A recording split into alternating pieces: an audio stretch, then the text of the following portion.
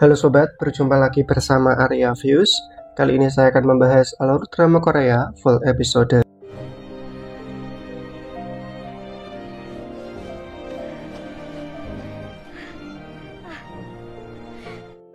Drama dimulai ketika Dong-eun menjadi korban kekerasan sekolah yang dilakukan oleh teman-temannya. Karena tak tahan dengan penyiksaan itu, Dong-eun melaporkan perbuatan mereka ke kantor polisi. Namun orang tua dari perundungnya mempunyai koneksi yang kuat dan mampu membungkam perbuatan yang mereka lakukan. 교복쳐 입고 경찰서를 와? 친구끼리 장난 좀 친 거 가지고 신고를 해? 그 전화를 교감이... Akibat melaporkan hal itu ke kantor polisi, mereka semakin sering melakukan penyiksaan terhadap Dong-eun. Dong-eun hanya bisa pasrah akan keadaan. 그 지랄까지 들었는데 넌 또 여기 와 있고. 동화 속에 사네 운동. 누가 도와주세요.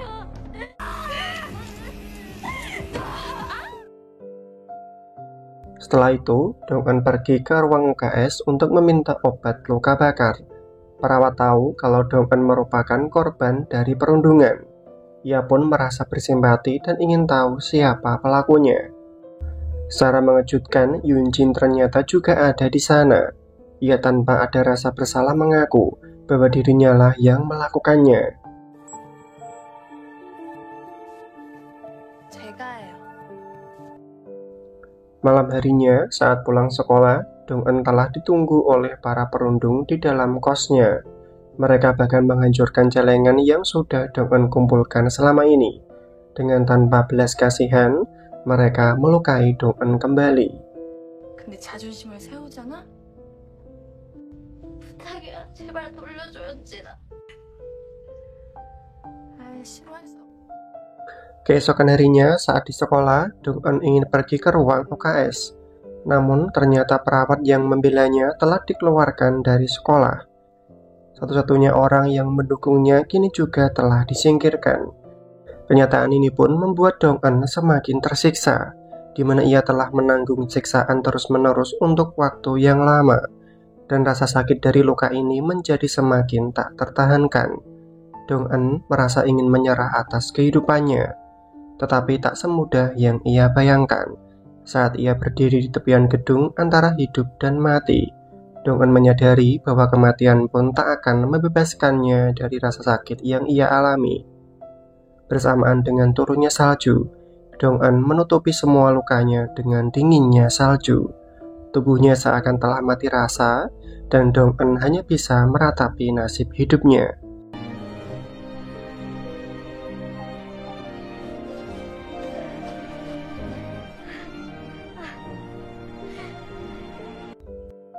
Keesokan harinya, Dong-eun memutuskan untuk pindah sekolah.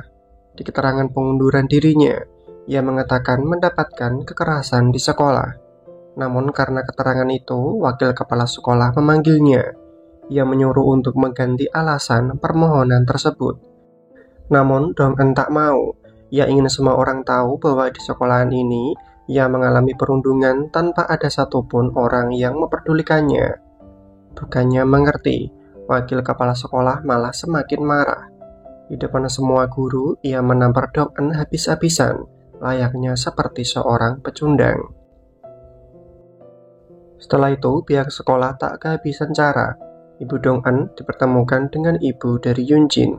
Mereka sengaja menyuap ibu Dong-eun agar melakukan pergantian formulir, dengan alasan pengunduran diri Dong-eun karena gagal menyesuaikan diri di sekolah. Kenyataan ini membuat Dong-eun merasa dibungkam. Ia menyadari bahwa dunia hanya melayani orang-orang yang memiliki banyak uang. Kini Dong-eun merasa sangat putus asa akan hidupnya. Semua rasa sakit yang dialaminya sudah tak tertahankan. Titik terendah dalam keputusasaan adalah mengakhiri kehidupan. Namun Dong-eun mencoba melawan itu semua, karena ia tahu kematian pun tak akan bisa mengobati penderitaannya.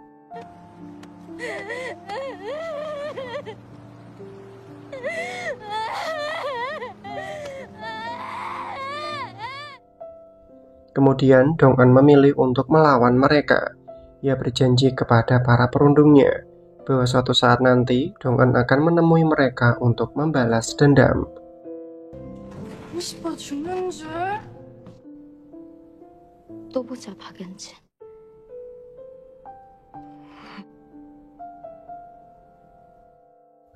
Waktu pun telah berlalu. Dong-eun bekerja dari pagi hari hingga larut malam.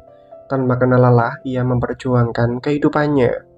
Karena Dong-eun tahu kerja keras tak akan pernah mengkhianati hasilnya. 그 순간 그런 생각이 들더라.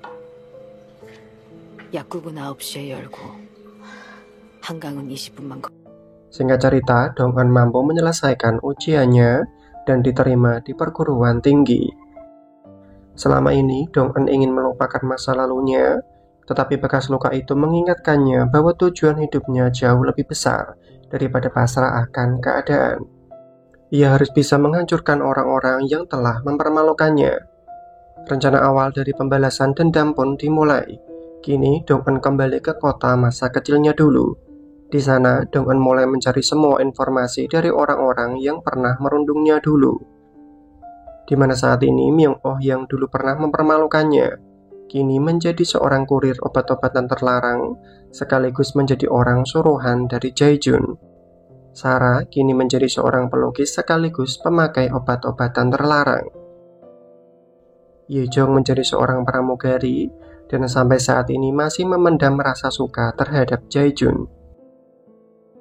Sementara itu, Jae-jun masih dengan kebiasaan lamanya bermain dengan banyak wanita. Saat ini, ia juga menjadi seorang pembisnis kaya yang diwariskan dari orang tuanya. Dan yang terakhir adalah Yoon-jin, orang yang paling dibenci oleh Dong-eun. Saat ini menjadi seorang penyiar berita cuaca dan akan menikah dengan pria kaya. Mereka semua adalah komplotan orang-orang yang harus Dong-eun hancurkan. Suatu hari, Yoon-jin akhirnya berhasil menikahi pria kaya bernama Do-young. Namun dari kejauhan, Dong-eun terus mengawasi orang-orang yang akan ia balas.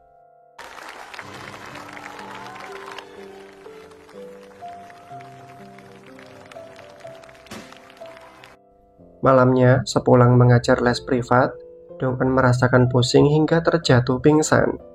Saat itu juga ia segera dilarikan ke rumah sakit. Tepat di sampingnya, seorang pria dipenuhi dengan luka terbaring dalam keadaan lemah. Dong-eun yang sudah siuman langsung melepas jarum infus hingga membuat pria di sampingnya langsung mencegah apa yang Dong-eun lakukan. Pria itu adalah seorang dokter bernama Jo-yo. Ia mencoba membantu, namun belum sempat berbicara. Dong-eun memilih untuk pergi dari sana. Dan tak lama, dokter datang bermaksud untuk menjelaskan penyakit yang diderita oleh Dong-eun. Namun, ia pergi lebih dulu sebelum tahu apa penyakit yang dialaminya. Jo-yo yang sempat membaca mengetahui bahwa Dong-eun mengalami anemia dan berusaha mencari Dong-eun untuk sekedar memberitahu apa yang dideritanya. Jo-yo bahkan terus mengikuti kemanapun Dong-eun pergi. Namun ia ragu untuk memulai pembicaraan dengannya. Hingga hari demi hari pun telah berlalu, dan mereka akhirnya kembali bertemu di sebuah taman permainan Go. Di sana, Jo-yo menceritakan kondisi yang dialami oleh Dong-eun, sekaligus membawakan obat untuknya. Kemudian mengajarkan Dong-eun bermain Go, sebuah permainan yang saat ini ingin sekali Dong-eun pelajari. Karena permainan ini termasuk dalam rencananya untuk melakukan balas dendam. Hari demi hari mereka terus bertemu di taman sambil bermain Go. Namun Dong-eun mengatakan bahwa hari ini adalah hari terakhirnya belajar bermain Go bersama dengan Jo-yo. Dong-eun berterima kasih karena Jo-yo telah mengajarinya selama ini. Waktu pun berlalu dengan cepat. Dong-eun berhasil lulus ujian seleksi sebagai seorang guru. Walaupun tak sesuai dengan apa yang dicita-citakan, setidaknya upaya yang dilakukannya ini masih dalam rencana untuk melakukan balas dendam. Sementara itu, Jo-yo terus mengunjungi taman tersebut sambil berharap bertemu dengan Dong-eun. Namun sampai saat ini, Dong-eun dan Jo-yo belum dipertemukan kembali. Sedangkan Dong-eun bertemu dengan seorang ibu tua yang bernama Yoon-nam. Yoon-nam akan dijadikan mata-mata untuk mengawasi para perundungnya. Yunam sebenarnya juga mempunyai masalah keluarga, karena ia kerap mengalami kekerasan dalam rumah tangga oleh suaminya. Yunam mau menerima pekerjaan ini dengan imbalan meminta Dong-eun untuk membunuh suaminya. Yunam pun mulai melakukan aksinya. Beberapa informasi penting terus ia dapatkan. Dari sana, Dong-eun jadi tahu bahwa Yoon-jin mempunyai seorang putri dan sering datang ke klinik mata. Hal ini pun membuatnya teringat bahwa dulu Jae-jun juga memiliki riwayat penyakit buta warna. Jae-jun selalu tak terima jika ada orang yang menghina tentang penyakitnya itu. Di hari berikutnya, Do-young bermain go di sebuah klub. Di tempat itu, ia melihat ke arah Dong-eun yang terus-menerus mampu mengalahkan semua lawannya. Dan hal ini merupakan bagian dari rencana Dong-eun untuk bisa lebih dekat dengan suami Yoon-jin. Malam harinya, seperti biasa, Yoon-nam memberikan laporan terkait perkembangannya dalam memata-matai si pembuli, dan kali ini ia melaporkan bahwa ketua yayasan tempat anak Yoon-jin bersekolah ternyata adalah seorang gay. Dengan bukti yang ia miliki, Dong-eun menemui ketua yayasan dan mengancamnya akan mengekspos apa yang terjadi jika ia tidak menjadikannya sebagai guru di kelas anak dari Yoon-jin. Karena tak ada pilihan lain, akhirnya Dong-eun pun diterima dan menjadi guru di sana. Tepat di hari itu, diadakan perayaan ulang tahun sekolah SMA Sunghan. Pihak sekolah menunjuk Yoon-jin sebagai alumni terbaik. Semua teman-temannya pun memberikan selamat. Begitu juga dengan Dong-eun yang memberikan tepuk tangan paling keras ketika penghargaan itu diberikan. Sedangkan Yoon-jin dibuat geram dengan kedatangan dan tingkah laku dari Dong-eun.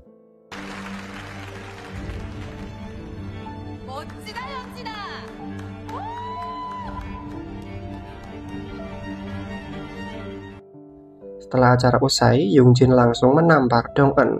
Namun untuk kali ini, Dong-eun tak lagi gentar. Bahkan ia berterus terang bahwa ia masih mengingat apa yang mereka lakukan dulu. Dan tentunya kehadirannya saat ini bukanlah sebuah kebetulan, melainkan akan membalas dendam kepada orang-orang yang telah menyiksanya. Sepulang dari sana, Dong-eun menemui Myung-oh. Mereka secara diam-diam telah bekerja sama. Di tempat itu, Dong-eun mengungkit permasalahan seorang siswa bernama Sohee. Dulunya, Sohee dikabarkan meninggal karena mengakhiri hidupnya di tempat ini. Dong-eun pun menjelaskan kebenarannya, bahwa Sohee bukan melakukan bunuh diri, melainkan didorong oleh seseorang. Dan tentang siapa yang melakukannya, menjadi pertanyaan serius bagi Myung-oh. Namun, Dong-eun tak akan memberitahu siapa pelakunya, sebelum Myung-oh mau membantunya. Dong-eun memintanya untuk mendapatkan sehelai rambut dari Jae-jun. Dengan rambut itu, Dong-eun akan melakukan tes DNA untuk mencocokkan apakah anak Yoon-jin saat ini adalah hasil hubungan gelapnya dengan Jae-jun. Dan dari Myung-oh, ia juga mendapatkan informasi terkait buku akun milik Sarah, dan juga informasi terkait pria yang disukai Hae-jong saat ini. Sebagai imbalan semua informasi itu, Dong-eun meminta Myung-oh untuk datang ke kamar mayat. Setelah sampai di tempat itu, betapa terkejutnya ia ketika mengetahui bahwa mayat yang ditujunya adalah mayat milik Sohee, salah seorang korban perundungan sebelumnya.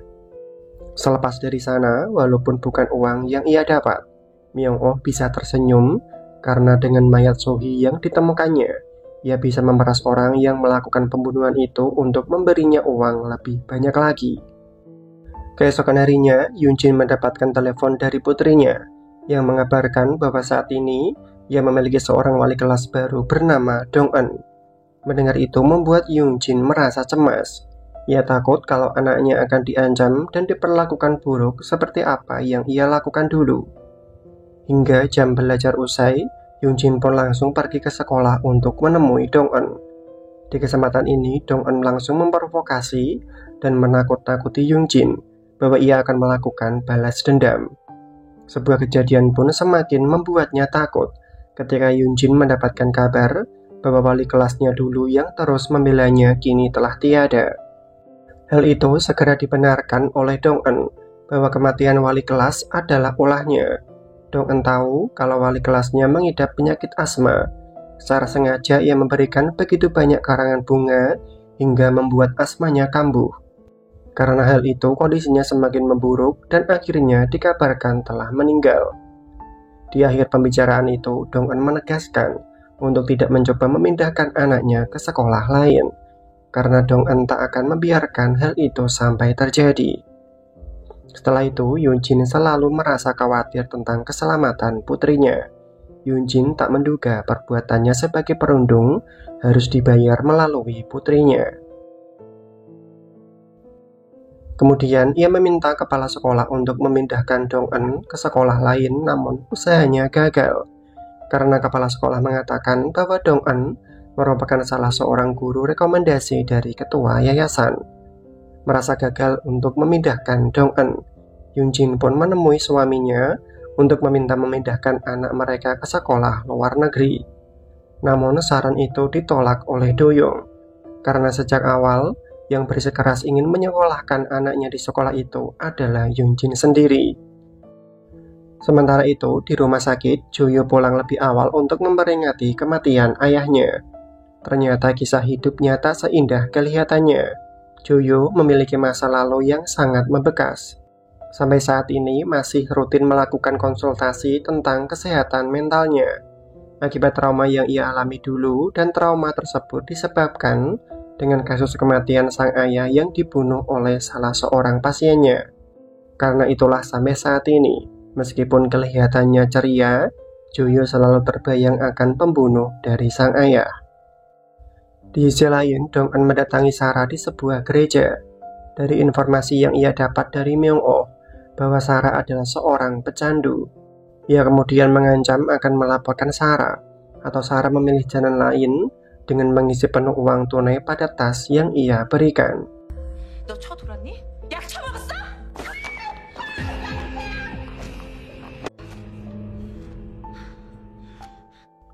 Setelah itu, Dong-eun berada di tamanku.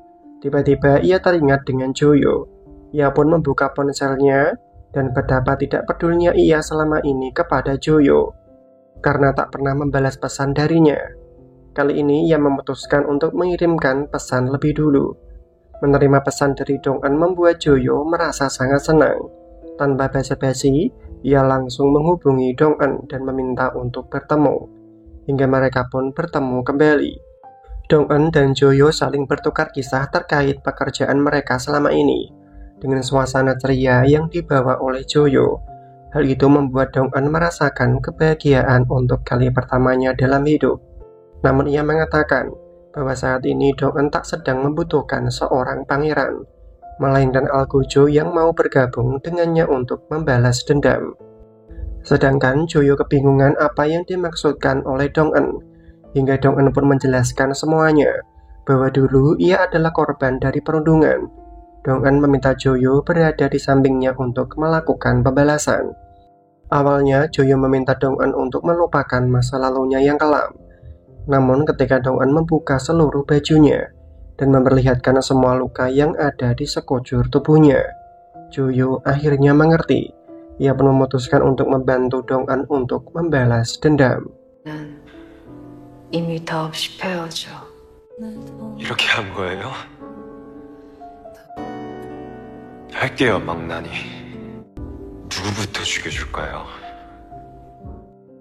Di sisi lain, Jae-jun menerima sebuah paket berisikan sikat gigi anak kecil dan hasil tes DNA kecocokan dari Jae-jun dengan putri dari Yoon-jin.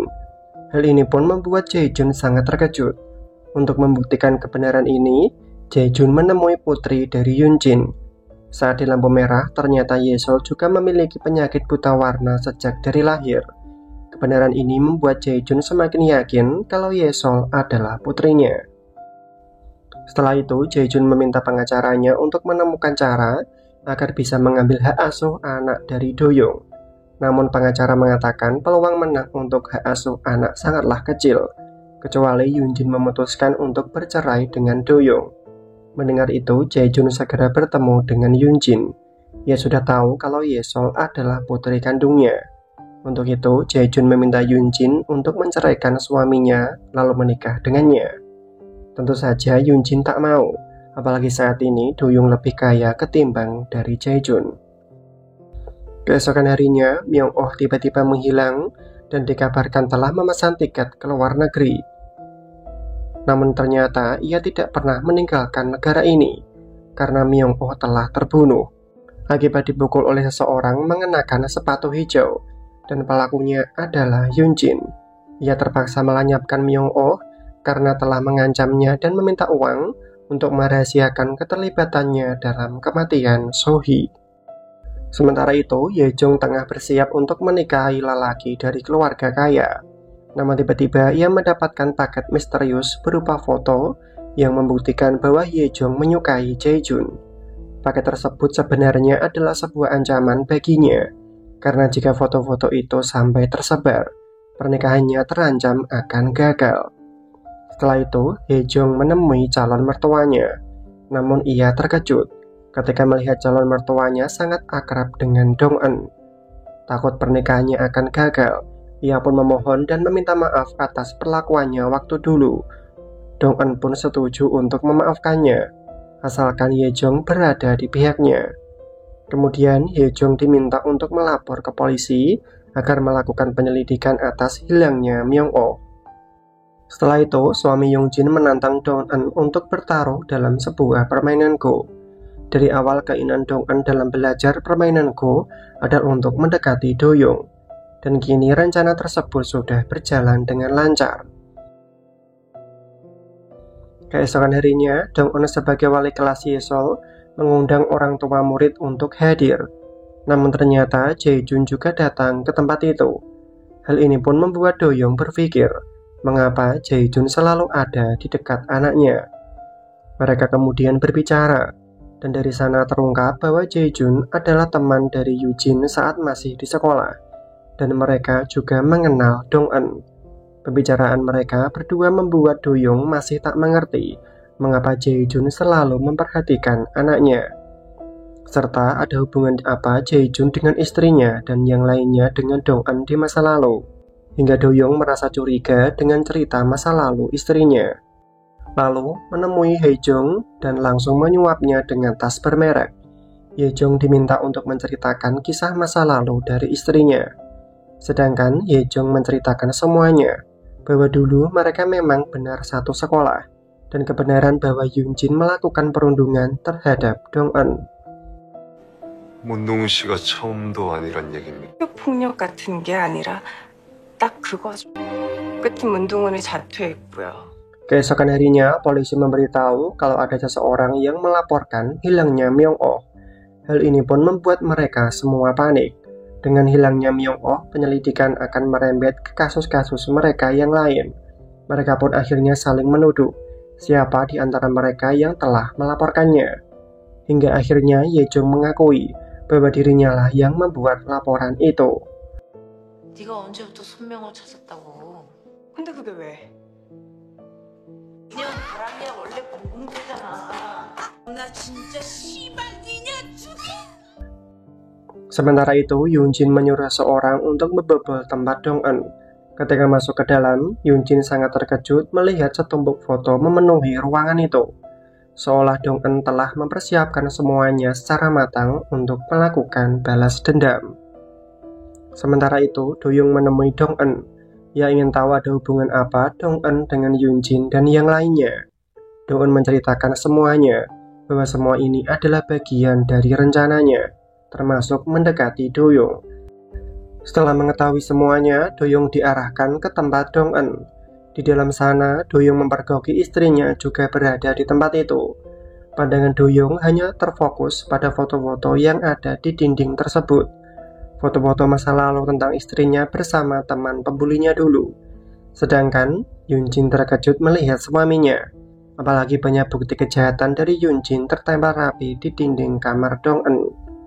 Yoon-jin yang selama ini terlihat lemah lembut di mata suaminya, kini mulai memperlihatkan siapa ia sebenarnya.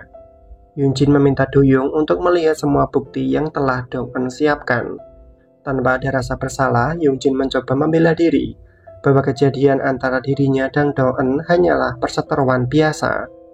Sedangkan Do-young sangat terkejut dengan kenyataan ini, terlebih lagi di saat melihat foto anaknya dengan Jae-jun. 괴롭혔다는 건 그년 얘기고 여기서 오빠를 마주쳐서 실망한 건 나야. Sedangkan Dong-eun dengan santainya mengawasi mereka dari CCTV yang telah ia pasang, di mana ia telah menjalankan permainan satu langkah seperti yang diharapkan. Di tempat lain, Sarah mulai depresi dengan panggilan polisi, sedangkan Jae-jun mencoba menenangkannya. Namun yang dikhawatirkan oleh Sarah adalah masalah kecanduannya.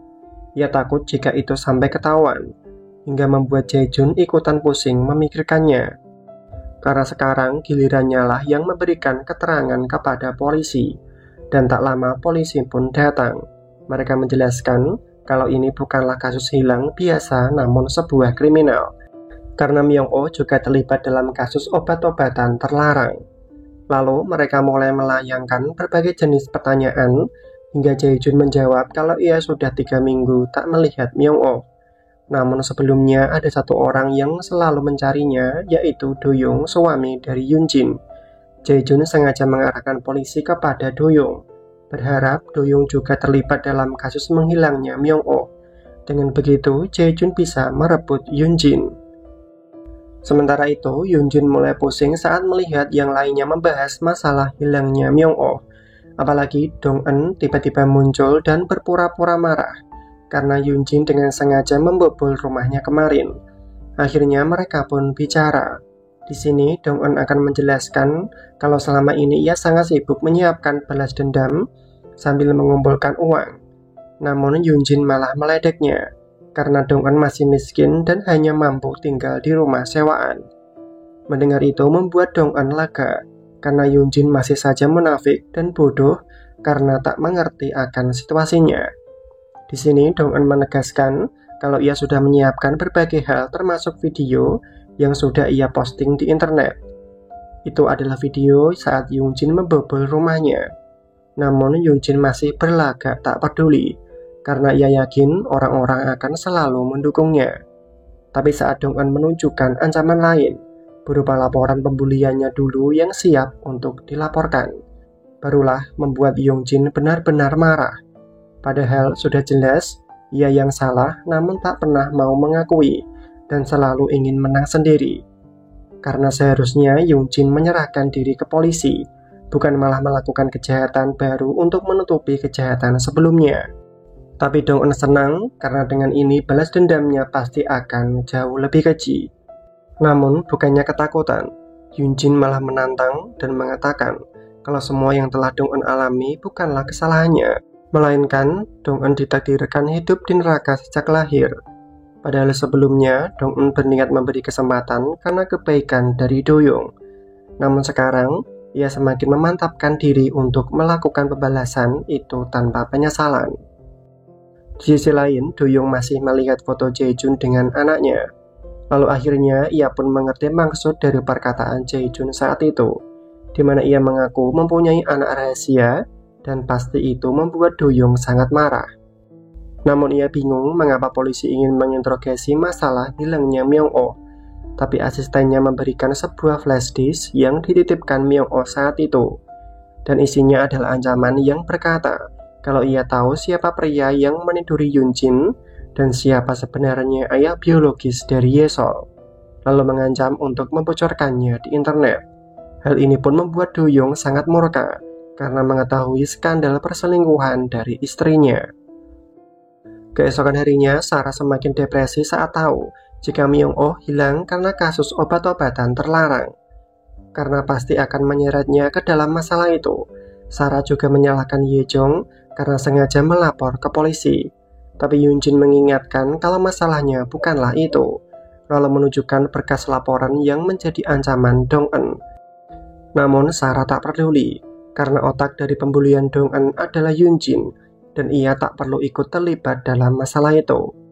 Akan tetapi ada yang mengganjal di pikiran Sarah mengenai pertanyaan Myung-oh tentang kematian Sohee. Seketika mengingatkan mereka kalau Myung-oh juga menanyakan hal yang sama. Namun mereka penasaran apa jawaban Yoon-jin atas pertanyaan itu. Seketika Yoon-jin mengingat kejahatannya saat membunuh Sohee dan malah menyebabkannya tertawa. Padahal itu hanya untuk menutupi kegelisahannya. Kemudian Yunjin segera ke TKP di mana Sohee meninggal dulu, lalu menghubungi seseorang terkait label namanya yang hilang. Ternyata dulu Dong-eun sempat mengirimkan bukti pembunuhan Sohee kepada detektif. Tapi sayangnya detektif telah disuap oleh ibu Yunjin, dan kasus pembunuhan Sohee diubah menjadi kasus bunuh diri. Dan sekarang Dong-eun memberikan keterangan kepada polisi tentang hal tersebut, mengenai label nama Yunjin yang ia tunjukkan kepada Myung-oh adalah palsu. Ia sengaja mengarahkan Myung-oh agar menuduh Yunjin, dan Myung-oh akan berakhir di tangan Yunjin. Namun polisi tak mempercayai itu, karena sekarang kasus hilangnya Myung-oh telah beralih menjadi kasus obat-obatan terlarang. Seketika itu Dong-eun sadar kalau polisi itu telah disuap dan berpihak kepada Yunjin. Lantas ia menarik semua tuduhannya terhadap Yunjin, karena Dong-eun tak ingin memberikan kesaksian palsu yang akan menyeretnya ke dalam kasus yang lebih serius. Di sisi lain, Yunjin menyalahkan detektif Shin atas label nama tersebut. Mengapa ia tak mencari tahu siapa yang mengirimkan bukti itu? Sehingga ia tak ketakutan seperti ini. Karena jika orang yang mengirimkan bukti itu muncul, maka ia pasti akan berakhir. Namun detektif Shin tak begitu khawatir, karena kejadian itu sudah 18 tahun yang lalu. Terlebih lagi, ibu Yunjin juga sudah membuang semua bukti itu, dan kasus Sohee sudah berakhir sebagai kasus bunuh diri. Di tempat lain, Yun-nam mendapati Sun-ah telah dilukai oleh ayahnya. Hal ini pun membuat Yun-nam sangat marah dan ingin membalas semua perbuatan dari suaminya. Sedangkan Sun-ah menghentikannya karena takut jika sang ibu menjadi korban kekerasan dari sang ayah. Dengan sedihnya, Yun-nam mengobati luka anaknya. Ia hanya bisa meminta maaf karena tak bisa melindungi putrinya. Dengan semua yang Sun-ah alami, membuat Yun-nam ingin mengikuti rencana Dong-eun untuk mengirim Sun-ah ke luar negeri. Sementara itu, Jo-yo menemui ibunya. Ia mengatakan akan membantu temannya untuk melakukan balas dendam. Mendengar itu membuat sang ibu terkejut. Kenapa Jo-yo memiliki pemikiran seperti ayahnya, yang mana sang ayah harus terbunuh karena menolong seorang penjahat.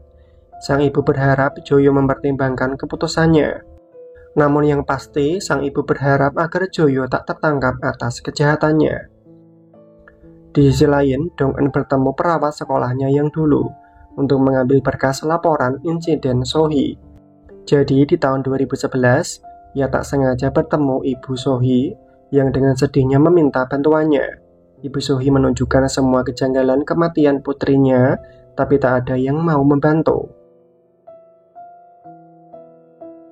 Setelah itu, Dong-eun memandangi foto Myung-oh, lalu mengingat saat dimana Myung-oh tak mau bekerja sama lagi dengannya, karena tak diberikan label nama tersebut, hingga membuat Myung-oh berbalik dan mengajak Yunjin untuk bertemu.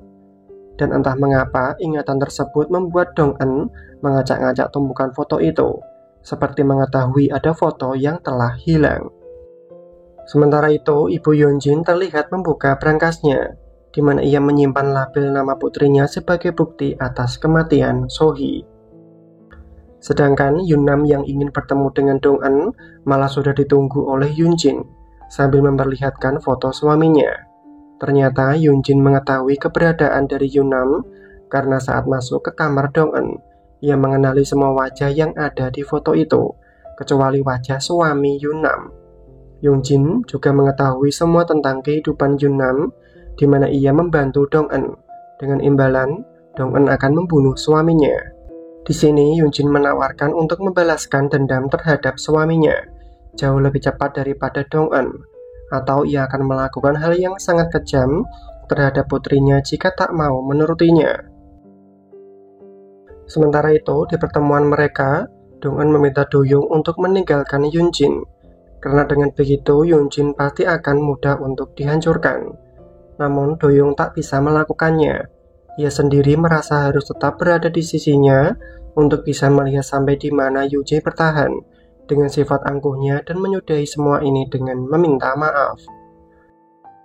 Setelah itu, sikap Do-young terhadap Yunjin semakin dingin, hingga membuat Yunjin semakin emosi, lalu mempertanyakan kenapa Do-young bermain go dengan Dong-eun. Sedangkan Do-young hanya penasaran ingin mengalahkan Dong-eun dalam bermain go. Namun Yunjin menganggap kalau itu sudah berlebihan dan menuduh suaminya telah berselingkuh. Tentu saja Doyoung langsung membalikkan pernyataan itu, di mana Yunjin dan Jaejun telah berselingkuh. Mendengar itu membuat Yunjin langsung terdiam. Setelah itu Yunjin menemui Yunam. Sudah beberapa hari ini ia selalu mengawasi seluk-beluk dari keluarganya. Namun Yunjin tak menemukan Sun-ah. Ini membuatnya penasaran dan ia mendapati kalau Sun-ah telah dikirim ke luar negeri. Namun sekarang Yunjin akan menemukan Sun-ah. Hal ini membuat Yunam khawatir dan memohon akan melakukan apapun asalkan Sun-ah tak disentuh. Di sini Yunjin ingin tahu siapa saja orang yang telah membantu Dong-eun selama ini. Ada seorang pria dan Yunam akan mencari tahu lebih detail orang tersebut. Sebelum pergi, Yunjin meminta agar Yunam seperti biasa saat melakukan tugasnya untuk mengawasi semua pembuli Dong-eun dan melaporkan semua kepadanya. Setelah kepergian Yunjin, suami Yunam tiba-tiba datang dan langsung menghajar Yunam. Ternyata ia juga telah dibayar Yunjin untuk memukuli Yunam karena telah mengirim Sun-ah pergi ke luar negeri. Tanpa belas kasih, ia memukuli Yunam yang sudah tak berdaya. Impian Yunam saat ini hanyalah membuat Sun-ah terbebas dari semua penderitaan yang ia bawa. Sedangkan Sun-ah telah bersiap pergi. Ia masih menunggu sang ibu untuk mengucapkan perpisahan terakhir. Namun tak kunjung datang, dan Sun-ah terpaksa pergi tanpa tahu sang ibu yang sedang menahan rasa sakitnya dalam kesendirian. Lalu Sun-ah mengirimkan pesan, ia telah pergi dan semoga sang ibu baik-baik saja. Sun-ah sangat menyayangi ibunya. Tangis pun pecah karena Yunam akan melakukan apapun untuk melindungi putrinya. Selanjutnya Yunam akan menjebak suaminya, di mana ia akan berpura-pura mendapatkan uang atas bayaran dari seseorang untuk memeras ibu Yunjin. Mengetahui itu membuat suami Yunam langsung tertarik dan ia pun mengambil ponsel Yunam lalu mengirimkan pesan ancaman kepada ibu Yunjin. Sedangkan ibu Yunjin langsung terkejut dan segera mencari tahu siapa orang yang telah mengancamnya. Malamnya, Yunam memberitahu Dong-eun tentang detektif Shin yang sudah beberapa kali datang ke rumah duka. Kemudian, Dong-eun dan Joyo segera ke sana untuk mengetahui apa yang telah disembunyikan oleh detektif Shin. Di dalam sana, mereka menemukan mayat Myung-oh. Langkah selanjutnya, mereka harus membuktikan bahwa Yunjinlah pelaku yang membunuh Myung-oh. Sementara itu, terjadi pertengkaran hebat di antara mereka, di mana Doyoung telah habis kesabaran atas perselingkuhan itu. Apalagi Jaejun telah merebut posisinya sebagai ayah Yesol. Walaupun ia tahu bahwa Yesol bukan putri kandungnya, namun Doyoung akan membawanya saat perpisahan itu tiba. Ini adalah pukulan yang sangat menyakitkan bagi Yunjin, di mana sebentar lagi rumah tangganya akan hancur berantakan. Di sisi lain, Dong-eun sangat kecewa dengan ibunya, di mana sang ibu lebih memihak kepada Yunjin. Kenapa sang ibu menghancurkannya lagi seperti ini dan mengulangi kesalahannya yang dulu hanya karena uang dan barang-barang mewah? Dengan emosi, Dong-eun merusak semua barang itu tanpa mempedulikan sang ibu yang telah memukulinya.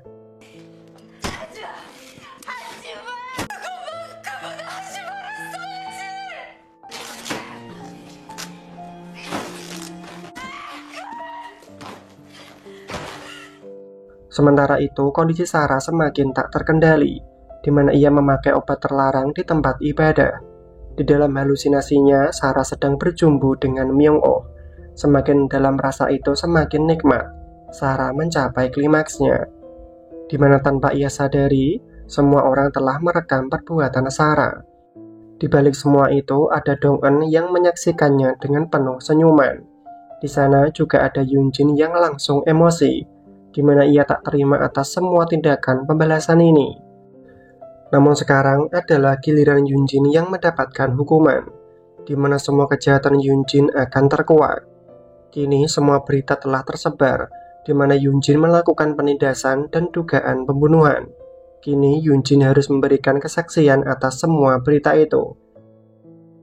Sedangkan Sarah juga sama, di mana ia harus melakukan tes urin untuk membuktikan bahwa dirinya positif pemakai. Sementara itu, Jae-jun dan Hye-jong memutar rekaman tablet milik Myung-oh. Di saat itu, Myung-oh sedang mengancam Yoon-jin. Di sini, Jae-jun menyadari kalau hilangnya Myung-oh pasti pelakunya adalah Yoon-jin, dan mungkin Myung-oh telah mati di tangan Yoon-jin. Maka dari itu, ia meminta Hye-jong bekerja sama untuk mengambil Ye-sol. Sebagai imbalannya, Jae-jun akan menikahi Hye-jong. Sementara itu, Yoon-jin mendapatkan kabar kalau Jae-jun dan Hye-jong telah tinggal bersama. Lalu ia pun segera ke sana dan mendapati Hye-jong di sana. Yoon-jin tak mengira bahwa Hye-jong berani mendekati Jae-jun dan mengungkit kenapa menyuruhnya ke klinik. Yang jelas pemilik tempat itu adalah Joyo, orang yang membantu Dong-eun. Namun, Hye-jong sengaja melakukannya karena ia tahu semua kebusukan dari Yoon-jin dan memintanya agar lebih sadar diri, karena sekarang semua orang akan pergi meninggalkannya. Keesokan harinya, Hye-jong menemui Sarah di penjara. Ia memberitahu kalau Yoon-jin sengaja membeberkan kejahatan Sarah dengan tujuan untuk menutup kejahatannya sendiri, sehingga para wartawan akan meliput semua kejahatan yang dilakukan oleh Sarah. Malamnya, Yoon-jin menemui detektif Shin. Ia meminta agar penyelidikan terhadap dirinya dihentikan. Namun, detektif Shin tak bisa melakukannya karena ingin pensiun lebih awal dan hidup tenang di luar negeri. Untuk itu, ia meminta bayaran atas semua hal yang telah ia berikan. Karena mayat Myung-oh masih ia simpan sebagai ancamannya. Mendengar itu membuat Yoon-jin sangat terkejut. Jika sampai mayat itu ditemukan, maka hidupnya akan segera hancur. Dan benar saja, para polisi mendapatkan laporan tentang penemuan mayat dari Myung-oh. Di sisi lain, Dong-eun menemui ibunya. Ia begitu hancur karena sekali lagi sang ibu telah mengecewakannya, di mana Dong-eun telah dikeluarkan dari sekolah. Namun sang ibu yang telah dibutakan oleh dunia tak pernah merasa bersalah, malah semakin mentertawakan Dong-eun atas hidupnya yang menyedihkan.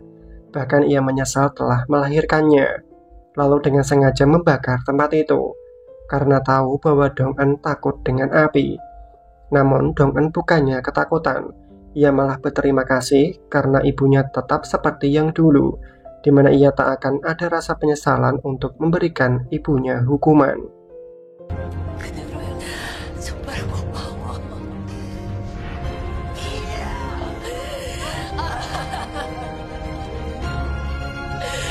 Sementara itu, Yoon-jin dan detektif Shin mendapati mayat Myung-oh telah menghilang. Detektif Shin mencoba menghubungi temannya, namun tak ada jawaban. Lalu tiba-tiba Yoon-jin mendapatkan telepon dari Hye-jong yang memberitahu bahwa mayat Myung-oh telah ditemukan oleh polisi. Di sini, Hye-jong sudah tak peduli dengan persahabatan mereka. Ia tahu semua bukti yang akan menghancurkan Yoon-jin. Namun, Yoon-jin masih angkuh karena ia akan menghilangkan kedua temannya. Sedangkan Joyo datang ke tempat Dong-eun dan melihat tempat itu telah terbakar.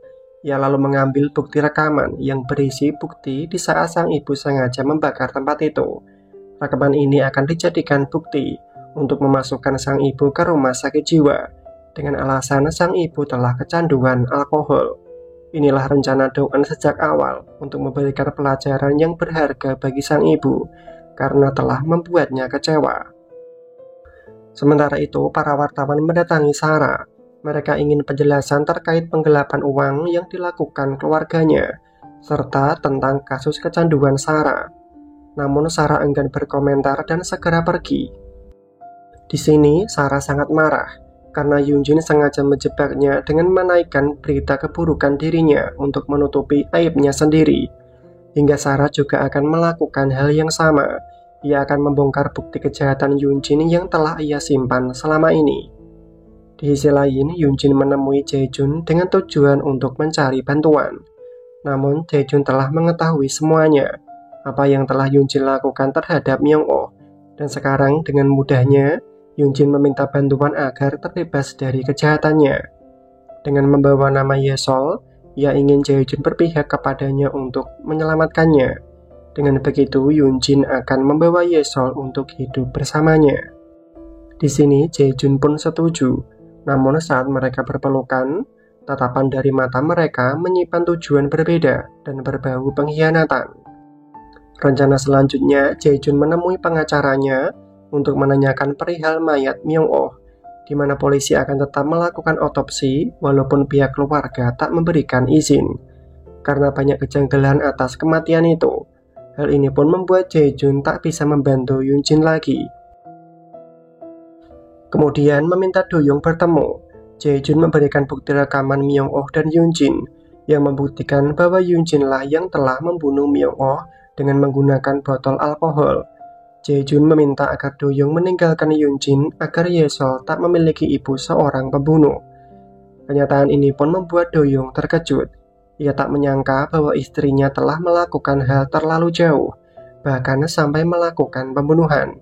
Namun mereka tak berniat melaporkan Yoon-jin, karena tak ingin Ye-sol bersedih memiliki ibu seorang penjahat.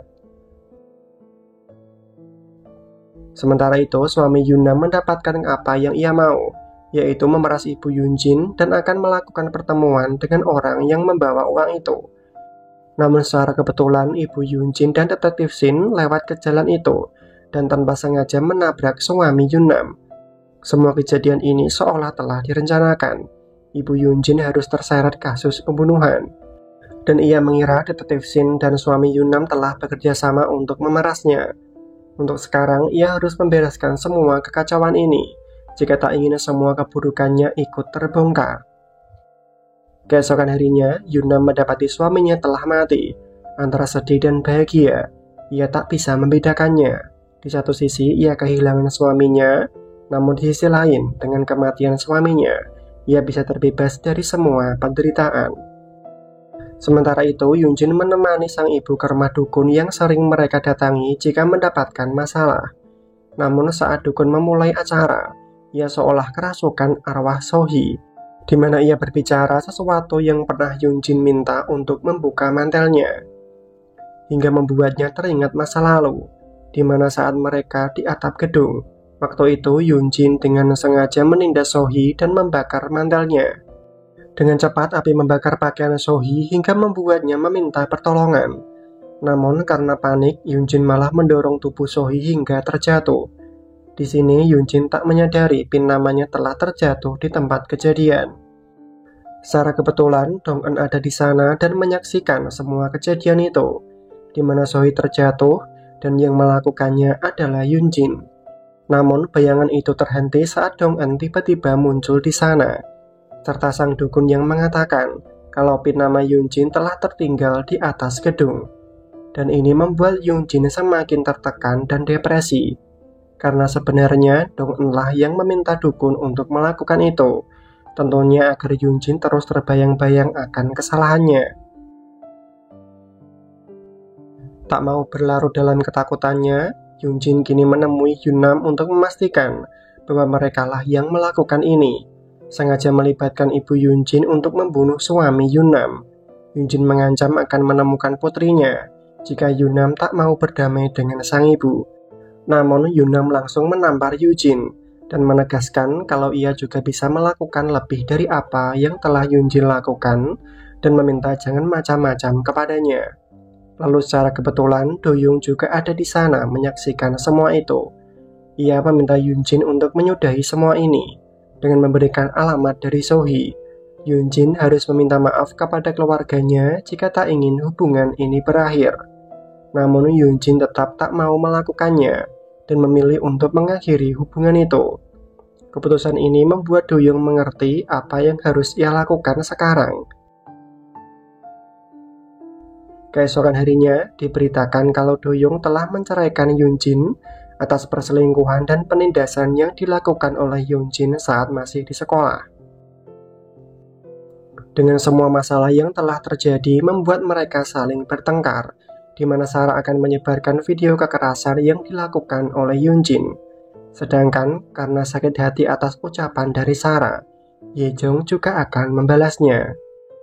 Malamnya ibu Yoon-jin menemui Yoon-nam yang ingin meminta damai atas kematian suaminya, namun ditolak oleh Yoon-nam karena ia tak membutuhkan uang damai. Lalu saat dalam perjalanan ia dihadang oleh Dong-eun. Awalnya ia tak mau, namun setelah Dong-eun menceritakan kisah masa lalunya tentang persekongkolan dirinya dengan detektif Shin, di mana mereka telah menyimpan PIN nama milik Yunjin. Di sini, Dong-eun meminta agar PIN nama itu diserahkan kepadanya. Ia harus menentukan untuk menyerahkan Yunjin atau memilih menyelamatkan dirinya sendiri. Sementara itu, semua orang membicarakan keburukan dari Yunjin. Terlebih lagi ada video yang sengaja diunggah mengenai penindasan yang dilakukan oleh Yunjin. Kini Yunjin tak bisa mengelak lagi. Ia memutuskan untuk mengundurkan diri dari pekerjaannya. Lalu segera pulang untuk menemui anaknya.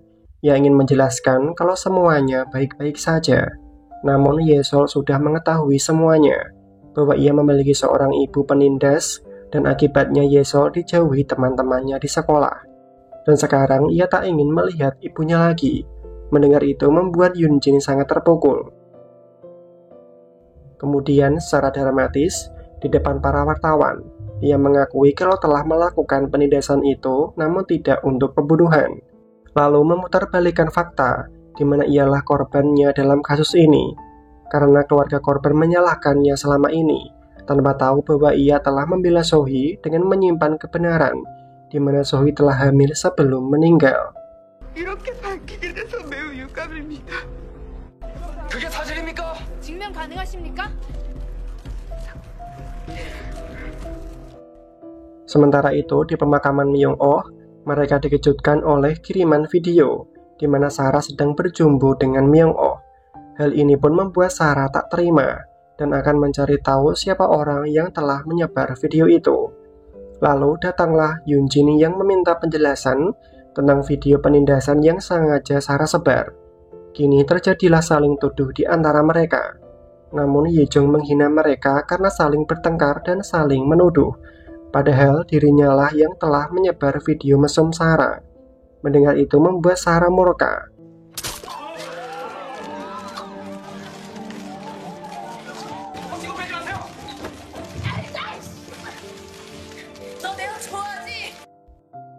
Keesokan harinya, Jae-jun membawa Ibu Doyoung ke tempatnya. Di sana juga ada Yunjin. Tujuan Ibu Doyoung adalah ingin mengetahui siapa ayah dari Yesol. Namun Jae-jun dengan santainya mengatakan bahwa dirinya lah ayah dari Yesol. Ia sengaja melakukan itu agar bisa memiliki hak asuh dari Yesol. Hal ini pun membuat mereka berdua terkejut. Sang ibu yang telah ditipu oleh Yunjin selama ini merasa tak terima dan meluapkan kemarahannya.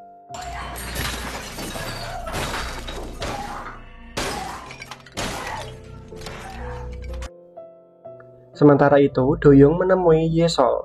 Ia melihat Yesol berdiri sendirian tanpa teman. Yesol segera berlari dan memeluk ayahnya. Sambil menangis, ia meminta maaf.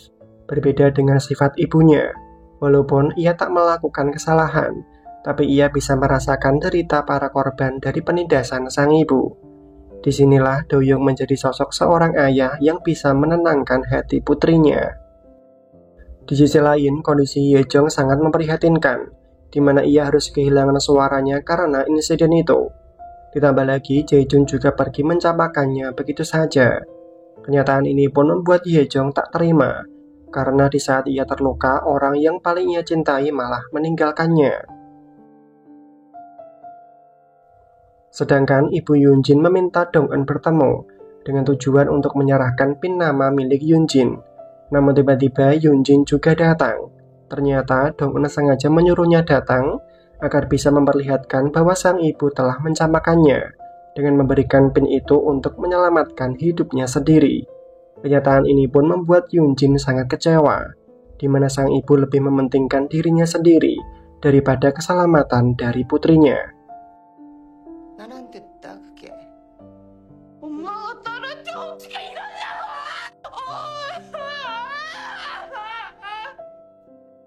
Kemudian Dong-eun menemui Yejong.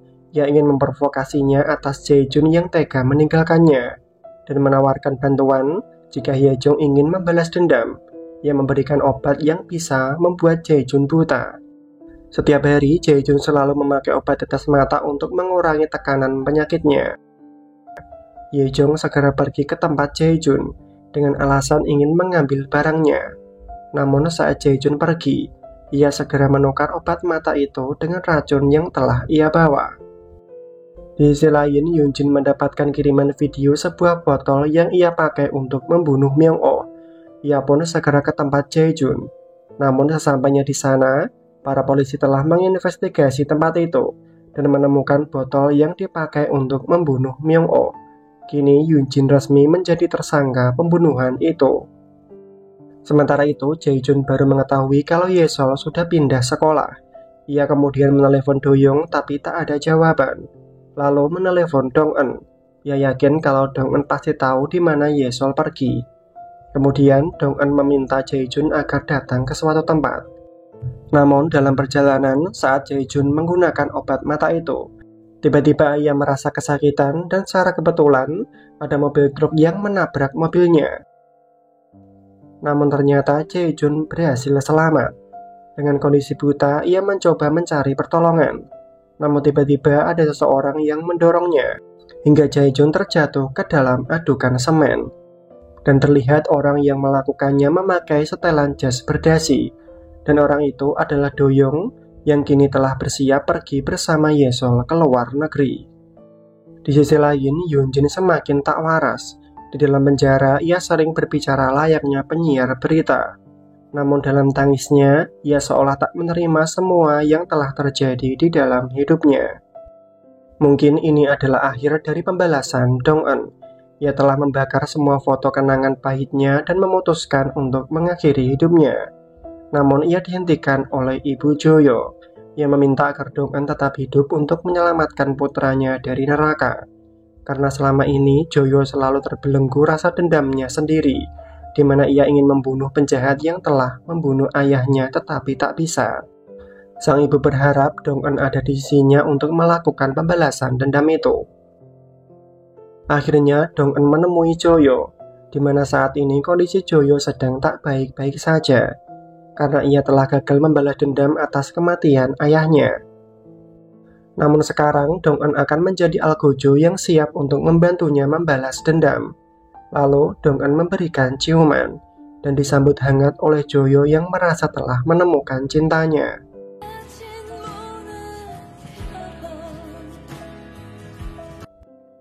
Langkah awal yang mereka lakukan adalah masuk ke dalam penjara, di mana Dong-eun menjadi guru para tahanan, sedangkan Joyo menjadi dokter di sana. Ia telah menyuruh para napi untuk menghajar orang yang telah membunuh ayahnya. Kini kondisi penjahat itu penuh luka. Ia melihat Joyo berdiri menunggunya.